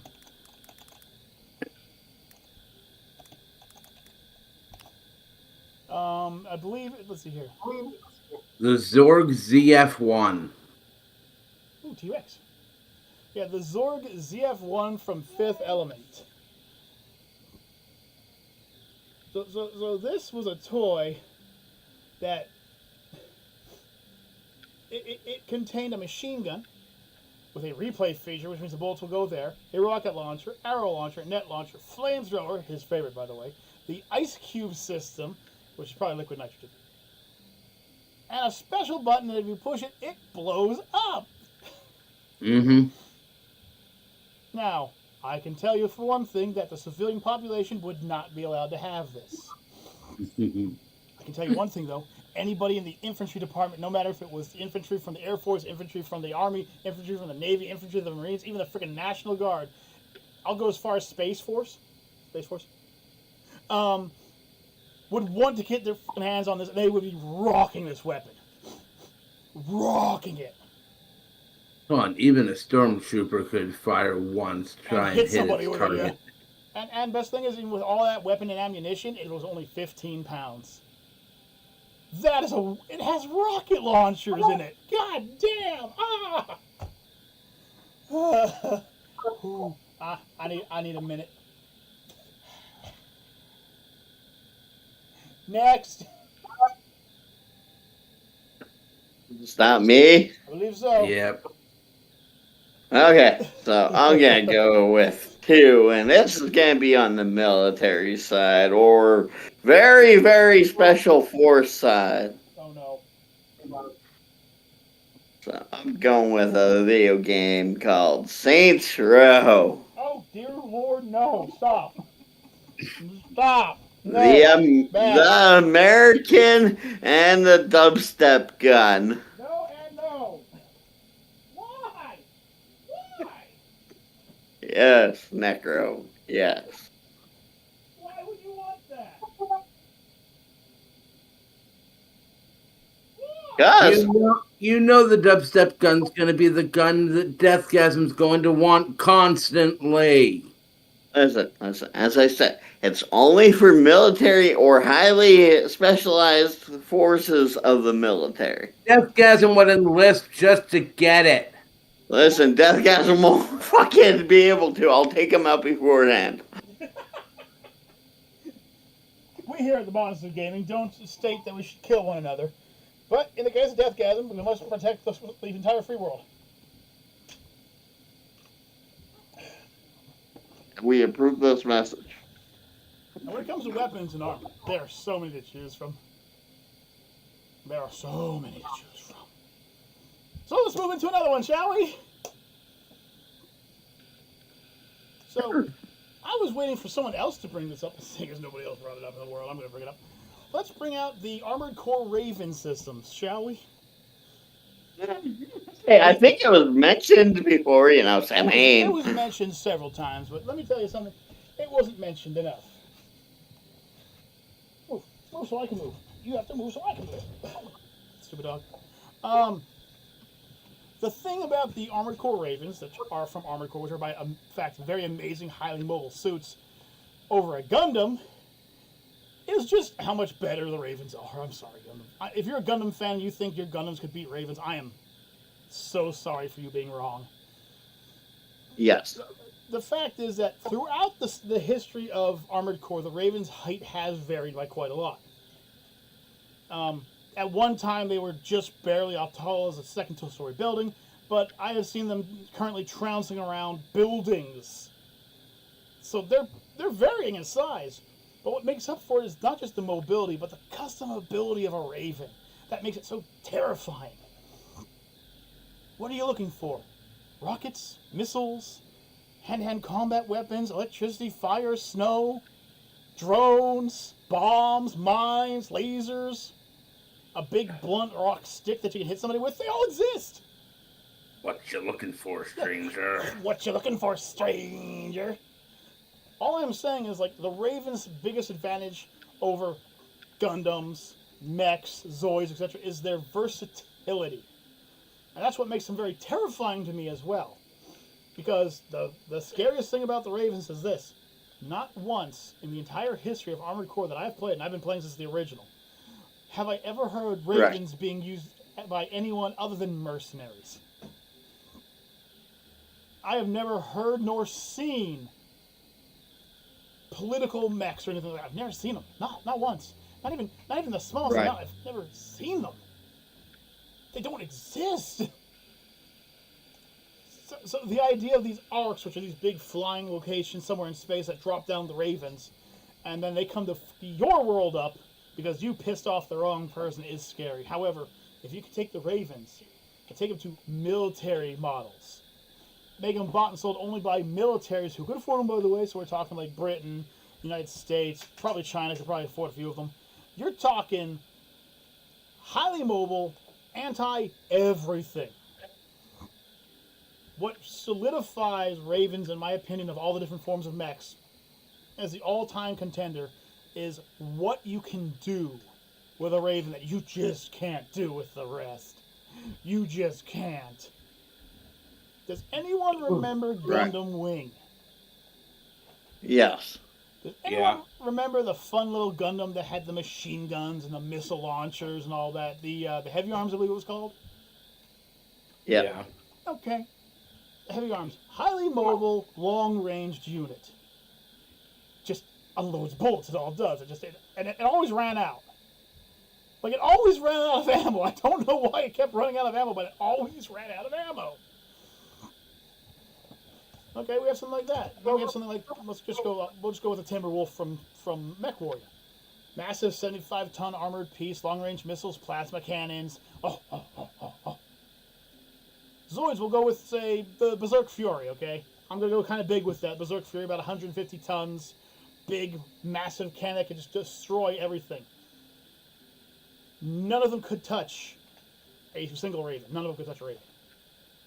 The mobility... I bring out Sam Hain! First of all, don't worry, I'm coming with that. I'm coming with that. You could bring out something like mine. One of my favorites was called Brainstorm. He fought with dozens of drones. They just attacked you from every angle. There was nowhere you could go. And if you shot one down, another one would come out and take its place, and they would just shoot you to death. It was so agile that it could actually spin in the air, dash, spin around, dodge. It could move faster than a Gundam, deal more damage than the Timberwolf ever could. It would just splash down on these things and just destroy them. And the Berserk Fury would never be able to hit it. And then you look at the other side of the coin. Necro's overheating, barely mobile Sam Hain. Which is basically what would happen if you took the Gundam Wing Zero and plugged a nuclear reactor into its back and said, go around and find out. That's what Sam Hain was. Sam Hain pointed and pulled the trigger, and if you were in that area, you were no longer in that area. The Ravens have some kind of armor called reactive armor, where when it's hit by something, and it doesn't destroy it, it reacts, goes into the computer system, dictates how it happens, and changes the molecular bound of the armor, so if it's hit a second time, it does reduced or no damage. That's how the Ravens work. Right. There is no other armor in all these other units that I mentioned that has the same capabilities. So, provided it can survive the first hit, which, as I've named these other mechs on purpose, it would be able to survive all these things no problem.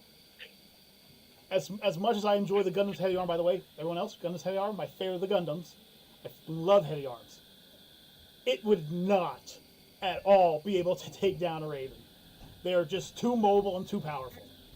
The 75-ton mech known as the Timberwolf, all powerful. Okay, it's going to crush things. Too slow. We're talking about units that are just capable of just flying, moving around, dodging, teleporting, shields, everything. Oh, hey, cubes. Okay. And that's what also makes the Ravens my least likely to ever be something that I would want to actually have in the real world. Because of how varied they are. You see, you can make a couple dozen Gundam Heavy Arms because they follow the same mechanical scheme. You could create dozens of Timberwolves, not a problem at all. You could probably create a couple dozen Berserk Furies as well.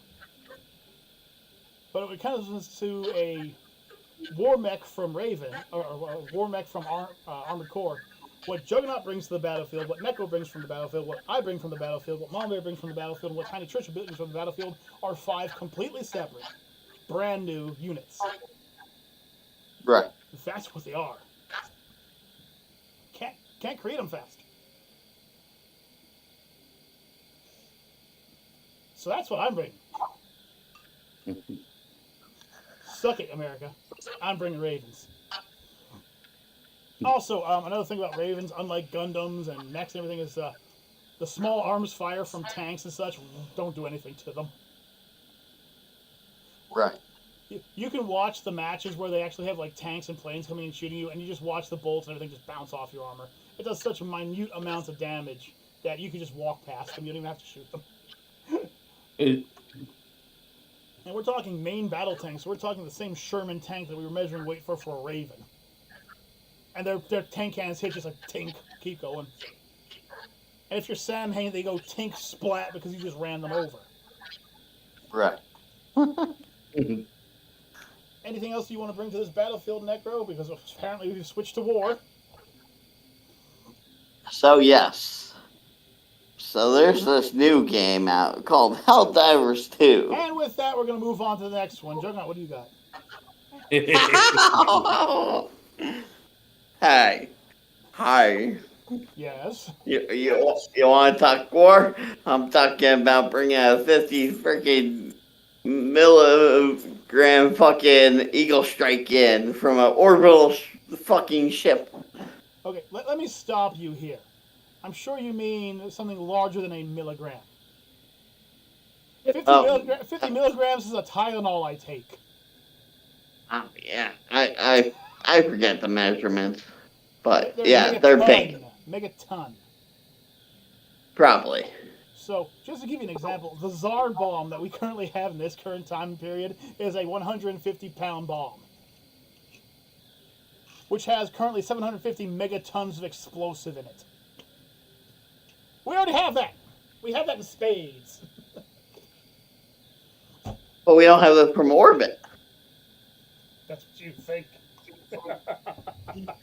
No, but I mean, if that's what you're bringing, that's what you're bringing. I'll allow that. That's tiny firearm. That was one of the jokes. That was a joke the military was making about a 50-ton mega bomb being fired from space. He destroyed a city. Fire the Vulcan. Fine, Necro. Fine. You're bringing that in. I'm bringing in the gravity. I'm bringing in the gravity changer. Oh, I was waiting for this. So the gravity changer actually has a specific design on it, Necro or Juggernaut. Did you know that? Okay. So the gravity changer can affect all gravity within about 4 miles of the target. Which means, unfortunately, when you're creating gravity that pulls everyone to the ground at Mach 6, it's not just affecting us. I know it affects me as well. No, I mean, It affects mine. It's affecting squirrels, birds, cars, planes, the old lady walking down the street, some little girl playing jump rope. It's killing everybody. Luckily, we don't have that kill feed coming up. Yeah, Necro, no offense, but that right there, that's way bigger. That's a way more dangerous weapon. Yeah. But if we're going to talk about weapons of mass destruction, my friend. Yeah, but again, a friendship. Mama Bear's over here talking about bringing the friendship cannon in. You're going to love it! You're baked by the power of friendship. Defend against that, motherfuckers. I'm not even sure Hold how on. you. I'm not even sure how. Baked? I'm not even sure how you defend against the power of friendship. I don't think there's a way to stop it. I'll tell you one thing: it is definitely Necro's bane. So if it hits Necro, he's just going to instantly die. I'm going to kill you with the power of friendship in cannon form. Wait, what? Oh no! Well, looks like we're tasting the rainbow, Necro. Oh yeah, brother. Taste the God. rainbow. Cody, I got you. Taste the rainbow. You already had your ice cream, don't you start. Oh, he had his ice cream? No, Yes, no, you no. did. No, you had your ice cream. Oh, you were tattled on. Since apparently we've decided to go from simple tools and weapons into weapons of mass destruction. No. Let us bring forth what I consider to be one of the most terrifying weapons to ever exist. And any Hoovian worth their Hoovians would just die because they probably wouldn't want this to exist, actually. So the weapon in particular is a biological weapon. Okay? Okay. And it's a spore that they put into these little pills for you. And what they do is they eat your fat away. Oh, yes. It's called the adipose. Yeah. The problem is if you eat too much of them, they keep eating your fat away until you're dead. Mm-hmm. Right. Now go carpet bomb Germany with them. Yeah. I'm giving an example. How many people from Germany do you think are going to survive? Heck, carpet bomb the United States with them.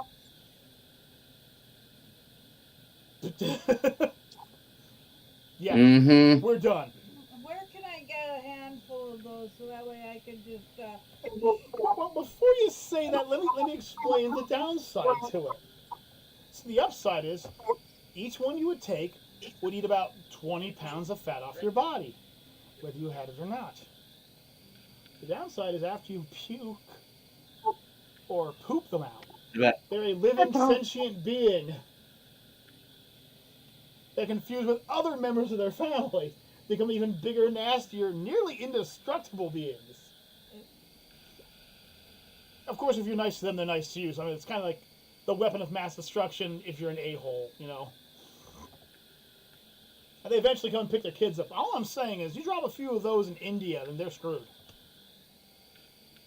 Ethiopia. Africa. Countries like Russia, Germany, the U.S., they'll thrive in the U.S. You go south of the Mason-Dixon line, those things are coming back even tougher. Yep. I want to see one of them go into one of them Louisiana types. With all the gumbo and fire bayou those suckers eat. Oh, those things are coming out demon force. It's demon time right there. I shared an image from Mama Bear. Hang on. Juggernaut is sharing images. But hang on. That image again. Oh, jeez, I'm still seeing crotch level. Oh, so this is what comes out your butt. they look adorable. And if you treat them nice, they're adorable as well. You know, if you treat them nice, they're nice to you, and eventually they'll go back to their parents. However, if you decide to smack one or something like that, they're coming after you in bulk.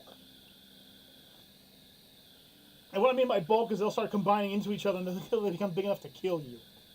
Usually by eating you. And just leave behind bones. I'm just saying, you know, there's a couple countries in this world that would die instantaneously if those things landed. Mm-hmm. Anybody else want to play the Weapons of Mass Destruction game? Sure. Oh, God. So, there's this wonderful game called, I believe it's Doom. I know the gun I believe you're going to mention. It's actually 2. Okay. So it's I believe it's BFG. That's from Doom, I said. Yes, but it's the 9,000 and 10,000 version. Okay, so let me stop you here. Wait, let me stop you here. Okay. Mhm. So both weapons are quite effective. They are. However, do you ever read the fine print of what the weapon does? No. Allow me to explain. It fires a microchip surrounded by an orbital field to detect non-human life forms to detonate. So, if you were to fire the weapon at me, it wouldn't do shit. Right. Both the 9 and 10,000. Now, if I fired at you, however, Alright. I'm just saying, I got a 50-50 shot of it killing you or not working. I'm willing to fire. Hi, Jug. Hi. So, I have a strangely interesting one. Okay. It's not a weapon of mass destruction. It's nothing like that. In fact, if anything, I'd say it's a weapon of creation. A weapon that I think would be amazing to bring into the world of this, in our current world, would be the Justice League.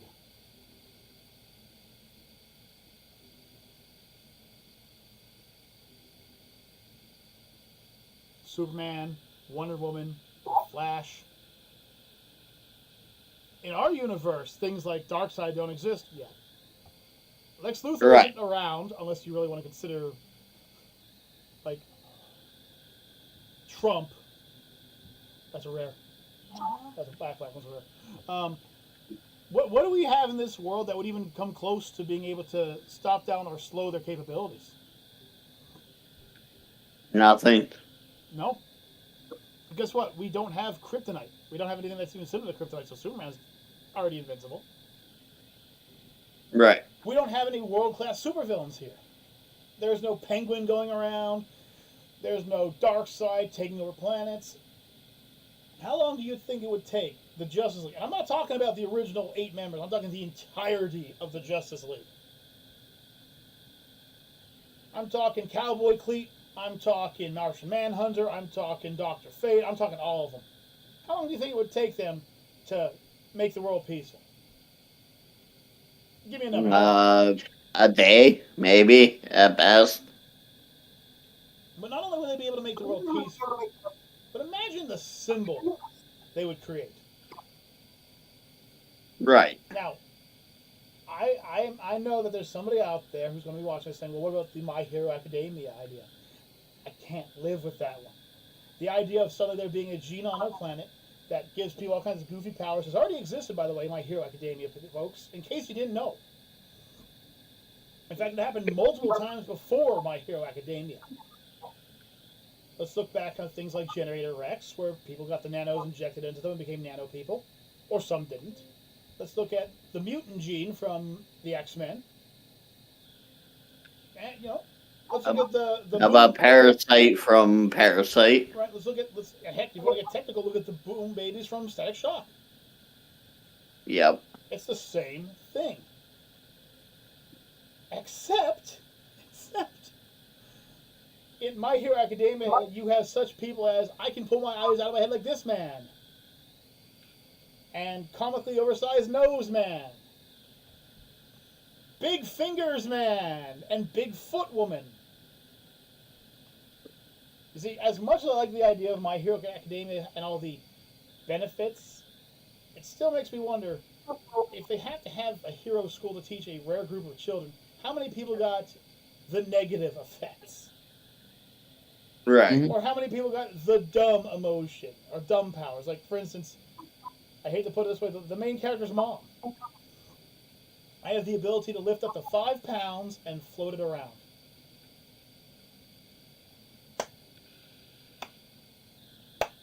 What crime are you stopping, my friend? Yeah. mean, I guess you could turn off a light. I guess you could like shut off a light on somebody. What? Someone turn the light off. Click. I know that's what I'd be doing. Click, click, click, click, click, click, click. Well, somebody summon. Click, click, click, click, click, click. I told you when you leave a room, turn the light off. But I did. Click. Who is it? Who is that evil man? I am the light flicker. Click, click, click, click, click. It's like Mystery Men all over again. Quick, don't look at him. Am I invisible? Yes. I will come too close though. The funniest thing was like the only one who really had powers that were effective were Mr. Rage at the end. Uh-huh. Although no offense, getting smacked with a shovel would hurt no matter who you are. I don't care who you are. That Oh, would yeah.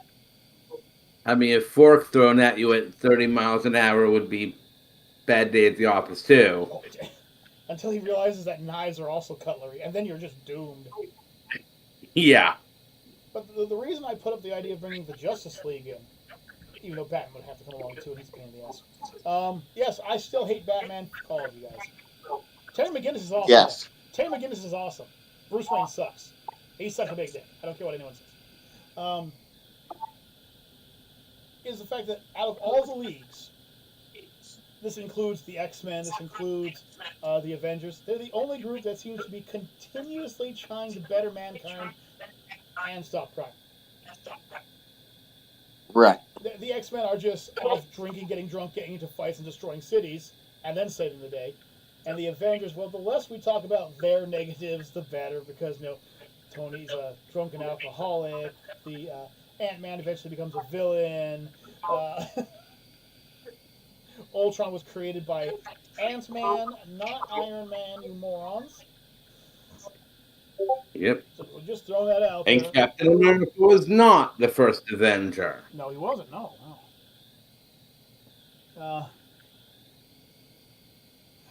Yeah, right there, Jug. Right there. That's perfect right there. That's perfect. The Batwoman picture or the The Batwoman Batman picture. filling up? Well, the Batman filling up too is pretty stupidly funny. Now, the Justice League, other than Batman, are constantly trying to do things like better mankind. Wonder Woman's constantly helping people out, empowering women, that kind of stuff. The Flash is constantly doing things like running around towns, picking up litter. Literally, he does. He runs around and just picks up litter all day and things like that. Like, he's awesome. Batman broods and complains about he is the night. Daylight saving time just passed, so he has got less night. But, like, the Avengers, not on the same level. Spider-Man never has money. The Hulk is constantly destroying things because he got pissed off because he lost a Powerball. He stubbed his He toe. stubbed his toe and he just wrecks half a freaking block. Tony Yeah. Stark is fighting between being a drunk and being a womanizer constantly, and sometimes he feels something that's useful that eventually becomes weaponized or something like that. I mean, that's never good. But we have You have a guy who's good at frisbee. Yeah, we have a guy who's really good Oh, at wait. frisbee. Ultimate frisbee. But then we look at the DC universe. You got Superman who's going around solving all kinds of horrible things before they happen. Wonder Woman's all about empowering people and making, it's not just women, like making the little people feel big. That's great. And we can ignore Batman. The Flash is constantly doing community service and things like that. But actually, Batman does actually donate a lot of money to really useful foundations. So, I mean, you can't even hold that against him because he actually donates to a lot of things: women's suffrage, homes for the children who are homeless, that kind of stuff. I mean, I can give that to him too. At least he's useful as Bruce Wayne. Not Batman, but Bruce Wayne.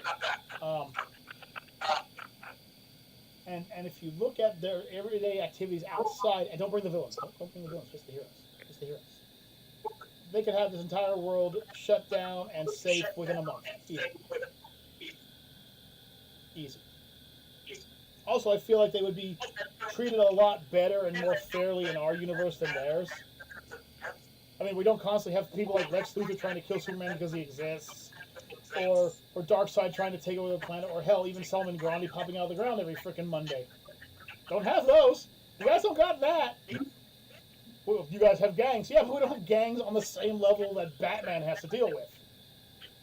Right. We don't have gangs of millions of people in one town. We have gangs of like 50 people, and they're usually just people who are bored. I mean, as long as you're good to some of the gangs out there, they don't even care that you exist. The Crips and the Blood follow their rules. They don't care. Hmm. It's when you break the rules and are an asshole, then you're. I can respect that. I am in their territory. Just like a wild animal, I'm in their territory. They say, hey, don't do this, this, and this. You better believe I'm not doing this, this, or this. Next they say, please leave. I was never there. Fun. Peace out. Yeah, seriously. My apologies. Have a good day. That's it. I mean, I'm not. They don't have to deal with the Jokers. They don't have to deal with the Legion of Doom or whatever they're called nowadays. They don't have to worry about Lex Luthor and his Lex bots. Hell, they don't have to deal with Doctor Doom or anything. Oh, wrong group. I mean, what's the worst thing they have to deal with? Oh no, Biden forgot his medication again. Putin is threatening to bomb us again, even though Superman went through and and took all the nukes away. You know. Look out, Green Lantern created a new power source. The negative is we'd have to follow some more rules. Yeah. Oh no. I mean, let's face it. You look at it. Any member of the Justice League, and let's face it. What does Batman have? Any member of the Justice League turns evil, he has the way to stop them. Theoretically. Which proves that Batman is the ultimate villain. Well, he's always been the villain. We even did a series on this. He's just a villain. Nobody wants to care about it. Hell, do you know how cool it would be to have frickin' Aquaman in our world? Oh yeah. He literally has the ability to move water, move waves. He could collect garbage in the ocean and just clear it out. The problem in their universe is there's so much garbage. I'm talking like eons worth of garbage that he can't get it all. He can clear up an area. But we've just started reaching the point where they talk about the turning point in the 1800s in their universe. He shows up today, he can clear that all up. No problem. No problem. Yeah. Hello, Crendus and Mikey. All I'm saying is that that would be a big pick. Yeah.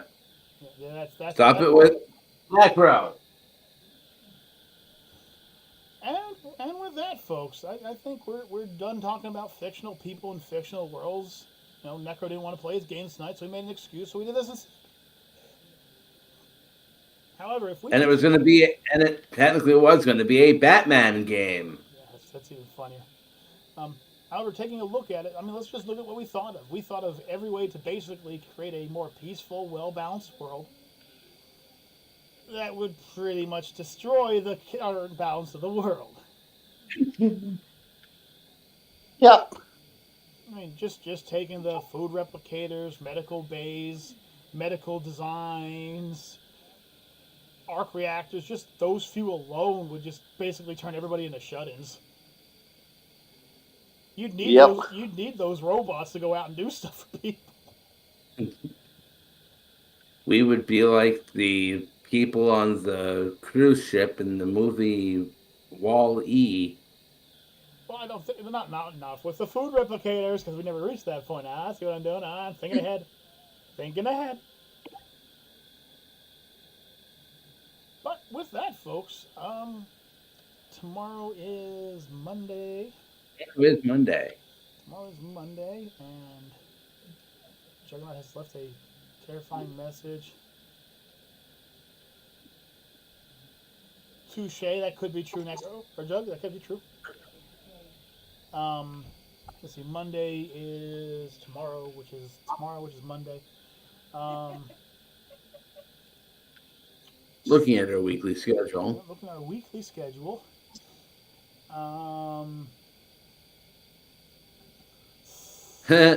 I don't think we're doing what's on the schedule tomorrow. We'll figure out tomorrow then. All right. Yeah. We'll figure out tomorrow then. Also, this week, I would like to bring up a fun fact that a very special event will be happening.